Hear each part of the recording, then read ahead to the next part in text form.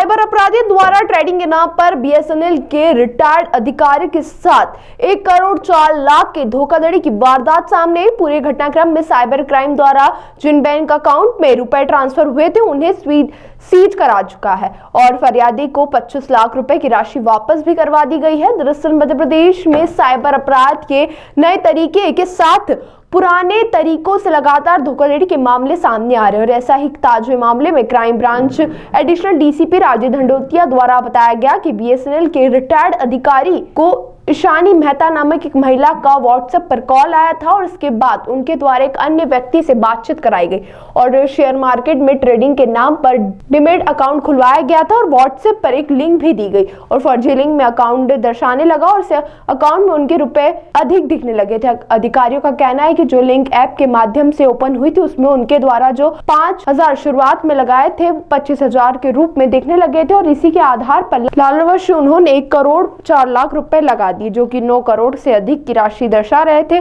जब उन्होंने रुपए निकालने का प्रयास किया तो उन्हें पता चला कि उनके साथ साइबर अपराध हुआ है। फिर उन्होंने साइबर अपराध की हेल्पलाइन नंबर पर कॉल किया तो शिकायत दर्ज कराई गई। वहीं साइबर अधिकारियों का कहना है कि 2024 में इंदौर में साइबर अपराध हुए थे, उसमें से 65 करोड़ के अपराध इसी आधार पर हुए थे। अभी फिलहाल रिटायर्ड बीएसएनएल अधिकारी द्वारा जो रुपए ट्रांसफर बैंक खातों में किए गए थे उनमें से तमाम बैंक खातों को सीज कर दिया गया और 25 लाख रुपए की राशि भी वापस फरियादी को करवाई जा चुकी है। अभी फिलहाल पुलिस तमाम पहलुओं में जांच पड़ताल में जुटी हुई है।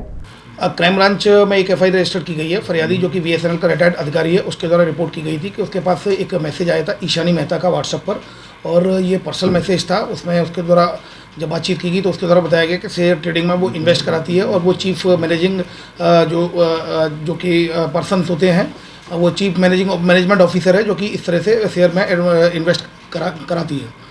उसके बाद उसने फिर उसको एक व्यक्ति से और मिलवाया, मतलब उसको फ़ोन एक दूसरे व्यक्ति का मैसेज आया, उसको इंट्रोड्यूस किया कि ये हमारा ये बेसिकली हमारे ऑर्गेनाइजेशन में ही काम करता है और उसके बाद से उसने अपना नाम अमित बताया।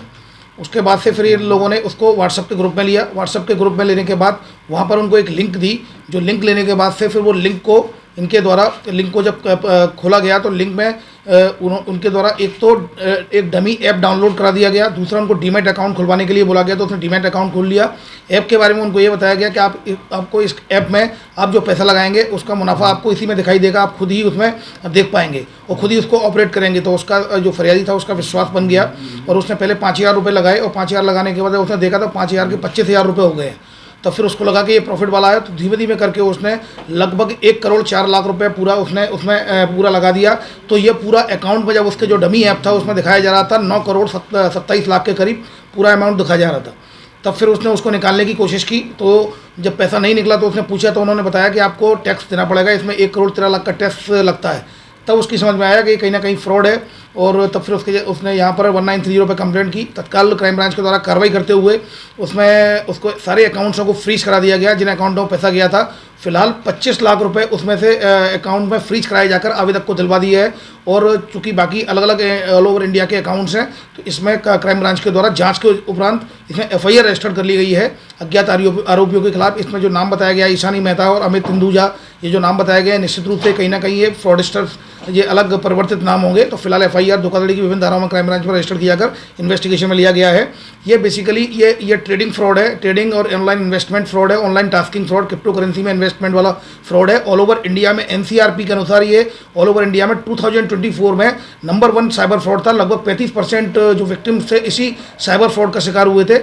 और इंदौर में भी जो पिछले साल 2024 में लगभग 65 करोड़ का फ्रॉड हुआ था उसमें भी नंबर 1 यही रहा था, मतलब हाईएस्ट साइबर फ्रॉड इसी ऑनलाइन ट्रेडिंग और इन्वेस्टमेंट और क्रिप्टो करेंसी में इन्वेस्टमेंट के नाम पर फ्रॉड हुआ था। तो इस संबंध में क्राइम ब्रांच के द्वारा एडवाइजरी भी जारी की गई है। ये 3 तरीके से फ्रॉड होता है। एक तो पर्सनल मैसेज कोई लड़की के द्वारा भेजा जाता है, इसके अलावा एक अननोन ग्रुप में आप जुड़ जाते हो, आपको पता नहीं चलता, अननोन ग्रुप में आप मेंबर बन जाते हो, फिर वहाँ से आपको एक लिंक भेजकर इन्वेस्ट कराया जाता है।